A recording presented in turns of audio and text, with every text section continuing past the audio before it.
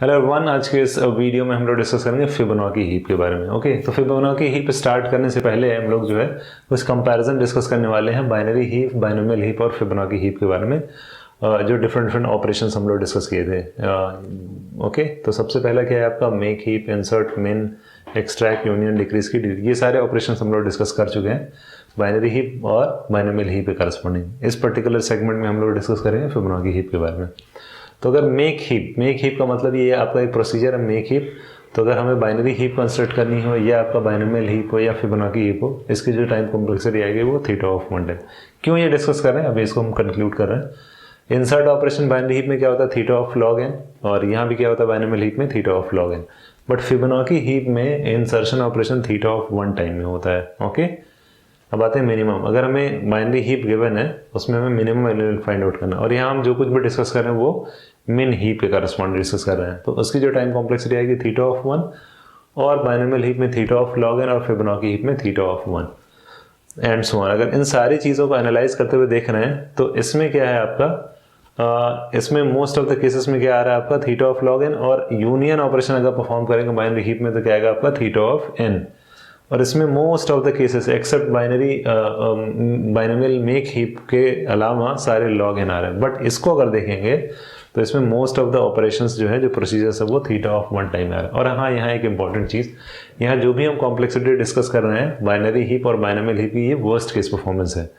But Fibonacci heap का ये worst case performance नहीं है, ठीक है। इसकी जो एनालिसिस है वो उसको हम थोड़ा डिफरेंट तरीके से एनालाइज करें, उसको कहते हैं अमोर्टाइज्ड एनालिसिस। अमोर्टाइज्ड एनालिसिस का मतलब क्या होता है कि सपोज दैट अगर हमें इंसर्ट ऑपरेशन परफॉर्म करना है तो आपको एक फिबोनाची हीप गिवन है, n number of element suppose that insert करें, यानी उस ऑपरेशन को हम बार बार परफॉर्म कर रहे हैं और हर एक इंडिविजुअल ऑपरेशंस का टाइम कैलकुलेट कर रहे हैं, और जितनी बार वो ऑपरेशन परफॉर्म की उससे हम डिवाइड कर रहे हैं, यानी एवरेजिंग कर रहे हैं। हर एक individual operation insert, n number of elements थे, उनको हमने क्या किया फिबोनाची हीप में इंसर्ट किया 1 बाय 1, और हर एक एलिमेंट की इंडिविजुअल कॉस्ट यानी टाइम कैलकुलेट किए। उसके बाद जितने एलिमेंट हमने इंसर्ट किए उतने नंबर ऑफ एलिमेंट से डिवाइड कर दिए। तो जो ओवरऑल कॉस्ट आई है वो क्या है आपकी अमोर्टाइज्ड एनालिसिस के करस्पॉन्डिंग ये सारी टाइम आई है। ओके, ये वर्स्ट केस का है और ये आपका क्या है अमोर्टाइज्ड एनालिसिस है। तो ये कंपैरिजन था। अब हम लोग जो नेक्स्ट टॉपिक डिस्कस करने वाले हैं वो क्या आपका फिबोनाची हीप का स्ट्रक्चर क्या है वो डिस्कस करने वाले हैं। ओके, सो देखते हैं फिबोनाची हीप का स्ट्रक्चर। तो ये जो डायग्राम है ये फिबोनाची हीप है।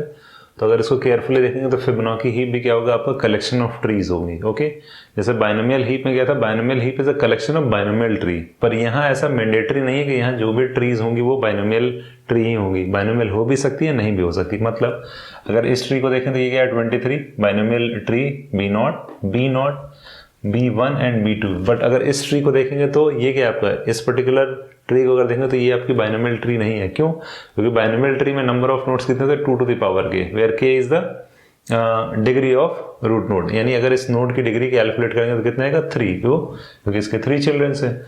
तो इसमें नंबर ऑफ नोड्स कितने हो जाएंगे 2 to the power 3 which is equals to 8। लेकिन काउंट करें 1 2 3 4 5 6 ओनली। तो इसका मतलब क्या होगा कि ये आपकी बाइनोमियल ट्री नहीं है। तो फिबोनाची हीप में बाइनोमियल ट्री हो भी सकती है और नहीं भी हो सकती है। ये हो गया पॉइंट नंबर 1। पॉइंट नंबर 2, यहाँ जो भी नोड हमने यहाँ दिखाया हुआ है, सपोज दैट ये 52 है, तो इस पर्टिकुलर नोड के पास क्या क्या इन्फॉर्मेशन होगी वो ये सारी चीज़ें, P of x, degree of x, mark of x, left of x, right of x and child of x। x का मतलब इस पर्टिकुलर नोड को हम x एज्यूम करना है। तो सबसे पहले देखते हैं P ऑफ x। तो P ऑफ x अगर वो देखेंगे तो P ऑफ x एक पॉइंटर है जो किसी भी नोड के पेरेंट को पॉइंट करेगा। फॉर एग्जाम्पल अगर 38 हम x एज्यूम कर लेंगे, 38 आपका जो है वो नोड है x, तो इसको P ऑफ x क्या होगा आपका इस पर्टिकुलर नोड को, यानी ये जो आपका एरो दिख रही है पॉइंटर, ये क्या आपका P ऑफ x है। फॉर एग्जाम्पल अगर इसको देखें 41 को, तो इसका P ऑफ x क्या है, ये जो अपवर्ड्स एरो आ रही है। ओके, ऐसे हम कोई सा भी देख सकते हैं। नेक्स्ट अगर P ऑफ x हम 3 का कैलकुलेट करें तो क्या इसका कोई पेरेंट है, नहीं है। तो P ऑफ x इस पर्टिकुलर नोड के करस्पॉन्डिंग क्या हो जाएगा आपका नल। तो ये है P of x। Next degree of x। Degree of x का मतलब हर एक नोड की डिग्री क्या होगी। सपोज दैट अगर इस पर्टिकुलर नोड की डिग्री कैलकुलेट करें तो क्या होगा, कितने इसके चिल्ड्रन है, तो सिर्फ एक ही चिल्ड्रन है। तो इसलिए इस नोड यानी 18 की जो डिग्री होगी वो 1 होगी। रूट नोड की बात, रूट नोड नहीं, अगर इस नोड की बात करें, यहाँ कोई रूट नोड नहीं है, ये जो लिस्ट है आपकी ये रूट लिस्ट है। अभी उस पर आते हैं। तो 3 है, इसकी अगर हमें सपोज दैट ये आपका x है, तो इसकी अगर डिग्री कैलकुलेट करें तो क्या आएगा 1 2 एंड 3 चिल्ड्रन है, तो इसकी डिग्री आएगी 3। नेक्स्ट मार्क ऑफ एक्स, ये इस पूरे जितने भी इंफॉर्मेशन है उसमें सबसे ज़्यादा इंटरेस्टिंग और थोड़ा सा डिफिकल्ट है समझना, तो इसको बाद में समझाते हैं। ये आपका एक बूलियन वेरिएबल है, इसकी वैल्यू या तो ट्रू होगी या तो फॉल्स होगी। क्या होगी उसको भी एक एग्जाम्पल समझाते हैं, पहले इसको समझ लेते हैं। ओके, तो लेफ्ट ऑफ एक्स, तो लेफ्ट ऑफ एक्स का मतलब क्या होगा? सपोज दैट ये आपका 52 है नोड एक्स, इसका लेफ्ट ऑफ एक्स का मतलब इस पॉइंटर, यानी 52 के लेफ्ट में कौन सा नोड है वो उसको पॉइंट करेगा। राइट ऑफ एक्स 52 के राइट में, दैट मीन्स ये जो पॉइंटर है वो क्या होगा आपका राइट ऑफ एक्स पॉइंट कर रहा है। अगर 38 का कैलकुलेट करना हो लेफ्ट ऑफ एक्स तो ये पॉइंटर होगा, राइट ऑफ एक्स क्या होगा? ये वाला पॉइंटर। तो अगर इसको केयरफुली देखें तो यहाँ हर एक तरीके से डायग्राम में क्या दिख रहा है? Circularly link list, circular link list. अगर इस रूट लिस्ट को देखें तो यहाँ से इसके राइट में हम इस पॉइंटर से जा सकते हैं, इसके लेफ्ट में इस पॉइंटर से जा सकते हैं, यहाँ से राइट में हम इधर जा सकते हैं, लेफ्ट में इधर से आ सकते हैं। इसके लेफ्ट में ये वाला पॉइंटर आएगा, राइट में हम इससे आ जाएंगे। तो इसका मतलब अगर इस डायग्राम को देखेंगे तो यहाँ क्या होगा? आपका सर्कुलर लिंक लिस्ट है। तो रूट लिस्ट में देखेंगे सर्कुलर लिंक लिस्ट है, इस लेवल पे देखना यहाँ भी सर्कुलर लिंक लिस्ट है। अगर सिंगल नोड है 39 फॉर एग्जाम्पल, तो इससे क्या होगा? अगर इसका लेफ्ट चेक करना होगा तो लेफ्ट यही नोड है, राइट चेक करेंगे तो यही नोड है। मतलब ये है कि लेफ्ट में भी यही आ रहा है और राइट में भी आ रहा है, इधर से आ रहा है तो यही नोड मिल रहा है, इधर से भी जा रहा है तो भी यही नोड मिल रहा है, मीन्स ये सिंगल नोड है। तो लेफ्ट ऑफ एक्स खुद को पॉइंट कर रहा है और राइट ऑफ एक्स भी खुद को। सर्कुलर लिंक लिस्ट क्या होती है ऑलरेडी हम लोग डेटा स्ट्रक्चर में डिस्कस कर चुके हैं। ओके, ये हो गया। अब ये समझते हैं चाइल्ड ऑफ एक्स। तो चाइल्ड ऑफ एक्स क्या है? अगर इस पर्टिकुलर एग्जाम्पल को देखेंगे, इस नोड को, इसका चाइल्ड ऑफ एक्स, तो देखेंगे इसका चिल्ड्रन 18 है, 52 और 32, ये तीनों चिल्ड्रन है। बट यहाँ कोई भी पॉइंटर नहीं है, सिर्फ 52 पे ही इसको पॉइंट कर रहा है। ये अगर इस एरो को देखें, यानी ये पॉइंटर है, तो ये पॉइंटर क्या कर रहा है? सिर्फ 52 को पॉइंट कर रहा है। मतलब चाइल्ड ऑफ एक्स का मतलब अगर कोई नोड है उसके सपोज दैट 3 चिल्ड्रन है फॉर एग्जांपल इसमें, तो इन तीनों में से चाइल्ड ऑफ एक्स सिर्फ किसी एक नोड को पॉइंट करेगा। वो कोई सा भी नोड हो सकता है। इस पर्टिकुलर एग्जाम्पल में जो हमने लिया वो 52, ये 18 को भी पॉइंट कर सकता था और 38 को भी पॉइंट कर सकता था, लेकिन एक को ही पॉइंट करेगा, वो सबको पॉइंट नहीं करेगा। जैसे बाइनोमियल हीप में क्या था? बाइनोमियल हीप में जो आपका चाइल्ड वाला जो पोर्शन था वो लेफ्ट मोस्ट चाइल्ड को पॉइंट करता था। अब यहाँ ऐसा क्यों कर रहे हैं? क्योंकि यहाँ पॉइंटर्स की जरूरत है। मतलब इस एलिमेंट तक हमें पहुंचना है इस नोड से, तो यहाँ से आएंगे और इसके पास राइट वाला पॉइंटर है, इससे एक्सेस कर ले सकते हैं। अगर इसको एक्सेस करना है इससे आए और इसके लेफ्ट वाले से एक्सेस कर लेंगे। तो यहाँ बहुत ज़्यादा पॉइंटर्स की जरूरत है, सिंगल पॉइंटर से हम सारे एलिमेंट को एक्सेस कर सकते हैं। अब आते हैं मार्क ऑफ एक्स, ये समझना इंटरेस्टिंग है। ओके, तो सपोज दैट आपके पास एक नोड है। मार्क ऑफ एक्स का मतलब क्या है? ये आपका बूलियन वेरिएबल है, इसकी वैल्यू या तो ट्रू होगी या तो फॉल्स होगी। ट्रू है मतलब मार्क है, फॉल्स है का मतलब अनमार्क्ड है। तो अगर इस डायग्राम को देखेंगे तो हमने यहाँ 3 नोड लिया, 18, 39 और 26, ये मार्क्ड है और इसको हमने ब्लैक सर्किल से डिनोट कर दिया ताकि हम आइडेंटिफाई कर सकें कौन सा मार्क्ड है कौन सा अनमार्क्ड है। तो बाकी रेस्ट ऑफ द जितने भी नोड है वो अनमार्क्ड है एक्सेप्ट 18, 39 एंड 26। तो ये कब मार्क होगा?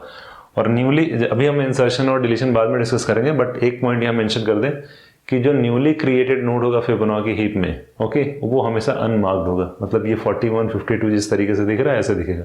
मार्क्ड को हम इस तरीके से अज्यूम करें ताकि डिस्टिंग्विश कर सकें।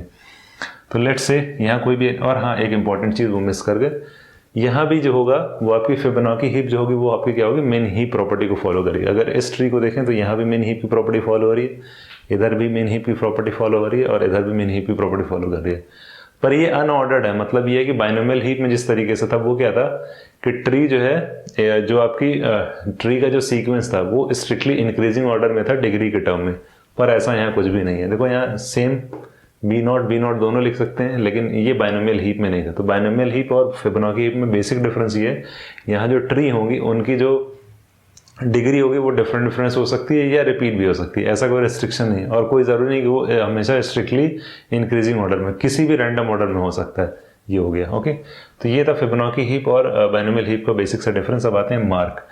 तो मार्क्स, लेट सपोज यहाँ पे आपके पास एलिमेंट 1, उसके बाद इसका जो चिल्ड्रन, मैं पूरा डायग्राम नहीं बना रहा, बस खाली हम लॉजिकली जिस तरीके से ये सपोज दैट 14 और इसके 2 चिल्ड्रन लेट से 16 और 18। ओके, ये सिनेरियो है। तो अगर सपोज दैट इस 14, ये सारे अनमार्क्ड अभी करंटली। ओके, अब सपोज दैट 14 का पेरेंट कौन सा? 1। अब यहाँ लेट से एक और नोड है। ओके, इसका पेरेंट एनी हाउ डिलीट हो गया या ये पेरेंट क्या हुआ, ये इससे डिटैच हो गया। ओके, ये सपोज दैट इसको एज्यूम कर लिया कि ये आपका डिलीट हो गया और इसने इसको अपना पेरेंट बना लिया। मतलब 14 1 का चिल्ड्रन था, 1 सपोज दैट डिलीट हो गया और उसके बाद क्या हुआ, इसको अरेंजमेंट कुछ किया, क्या होगा एग्जैक्टली बाद में डिस्कस करेंगे। तो 14 जो है 2 का चिल्ड्रन बन गया उसके बाद क्या हुआ, या इसको एक अगर स्टोरी के फॉर्म में समझने चाहें, 14 का पेरेंट 1 था, 1 जो है 14 से नाराज हो गया और इसको ये छोड़ के चला गया। उसके बाद क्या हुआ, 2 ने, ये जो आपका एक नोड है 2, उसने क्या किया 14 को अडॉप्ट कर लिया। ओके, तो 14 को जैसे ही 2 ने 14 को जैसे ही अडॉप्ट किया, उसमें क्या हुआ, 18 इसका चिल्ड्रन है और 16 इसका चिल्ड्रन है। 18 वाला चिल्ड्रन जो है वो इससे 14 से नाराज हो गया और ये चला गया। ओके, तो इसको क्या कर देंगे, मार्क कर देंगे। लेट मी रिपीट, 14 का पेरेंट कौन था, 1। 14 और 1 में कुछ अनबन हो गई, इनकी मिसअंडरस्टैंडिंग कुछ हो गई, तो 1 ने, ये जो आपका पेरेंट था वो 14 को छोड़ के चला गया। ओके, तो अब क्या हुआ, ये 2 को पता चला तो इसने सोचा कि अच्छा चलो भाई मैं ही इसको देख लेता हूँ, तो इसने क्या किया, 2 ने 14 को अडॉप्ट कर लिया। तो जैसे ही 14 को 2 ने अडॉप्ट किया, तो जो ये आपका चिल्ड्रन था, यानी 14 का 2 चिल्ड्रन है, 16 और 18, इसको कोई दिक्कत नहीं है, ठीक है भाई कोई बात नहीं। इसने क्या किया, इसको गुस्सा और ये छोड़ के चला गया, दैट मीन्स ये डिलीट हो गया। अगर टेक्निकली समझे तो ये क्या होगा, डिलीट हो गया। तो जैसे ही कोई भी चिल्ड्रन यहाँ से डिलीट होगा, कोई एक, मतलब एक भी अगर बच्चा नाराज होकर चला गया, तो 14 को मार्क कर देंगे, सिंपल। तो ये था एक पार्ट। दूसरा पार्ट ये है कि इस नोड को क्या हम अनमार्क भी कर सकते हैं, हाँ कर सकते हैं। सपोज दैट यहाँ कोई एक नोड है, लेट सपोज 3। ओके, अब सपोज दैट क्या हुआ, एक चिल्ड्रन और ले लेते हैं 19, तो और इजी आएगा समझना। एक जो है चिल्ड्रन छोड़ के चला गया तो इसको मार्क कर दिया।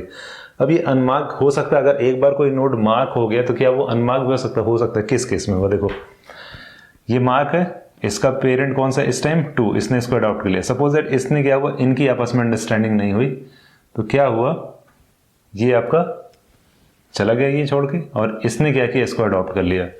और 18 ऑलरेडी जा चुका है। ओके, 18 नहीं है, ये डिलीट हो चुका है। तो जैसे ही इसने 3 ने इसको अडॉप्ट किया और 16 और 19 ये दो चिल्ड्रन इसके पास हैं, 18 तो जा चुका था, उसकी कहानी हम समझा चुके हैं। तो 16 और 19 को कोई प्रॉब्लम नहीं है और एज इट इज़, हाँ ठीक है, आप 3 ने आपको अडॉप्ट कर लिया, हम भी एग्री कर रहे हैं, तो सिंपली क्या कर देंगे, इसको अनमार्क कर देंगे। ओके, तो आई थिंक समझ में आ गया होगा कि एग्जैक्टली क्या है। ठीक है, अगर नहीं समझ में आए तो इसको एक बार रिवाइंड करके देखेंगे, समझ में आ जाएगा। बस खाली केस क्या है कि ये था इसका पेरेंट, इसने अपना पेरेंट चेंज कर दिया, तो कोई एक चिल्ड्रन नाराज हो गया और वो चला गया, दैट मीन्स वो डिलीट हो गया, तो इसको मार्क कर देंगे। उसी केस में फिर से इसने अपने पेरेंट को चेंज कर दिया और करंटली जो बचे चिल्ड्रन हैं उनको कोई दिक्कत नहीं, तो इसको अनमार्क कर देंगे। तो ये था मार्क ऑफ एक्स। इसकी वैल्यू या तो ट्रू होगी या तो फॉल्स होगा। ट्रू का मतलब मार्क, फॉल्स का मतलब अनमार्क। तो ये था आपका फिबोनाची हीप का स्ट्रक्चर। अब इससे रिलेटेड जो भी ऑपरेशंस हैं वो हम लोग डिस्कस करेंगे नेक्स्ट वीडियो में। ओके, हेलो गाइज, मैं इस पर्टिकुलर सेगमेंट में एक चीज़ मेंशन करना भूल गया। वो क्या है, जो आपकी रूट लिस्ट है, अगर इस डायग्राम को अगर देखें तो इसमें क्या है, रूट लिस्ट, उसमें एक पॉइंटर और है मिन ऑफ एच, जो क्या कर रहा है, रूट लिस्ट में जो सबसे मिनिमम एलिमेंट है, यहाँ क्या है 3, उसको ये पॉइंट करेगा। मिन ऑफ एच क्या कर रहा है, मिनिमम एलिमेंट, रूट लिस्ट में जो आपका मिनिमम एलिमेंट है उसको पॉइंट कर रहा है। ओके।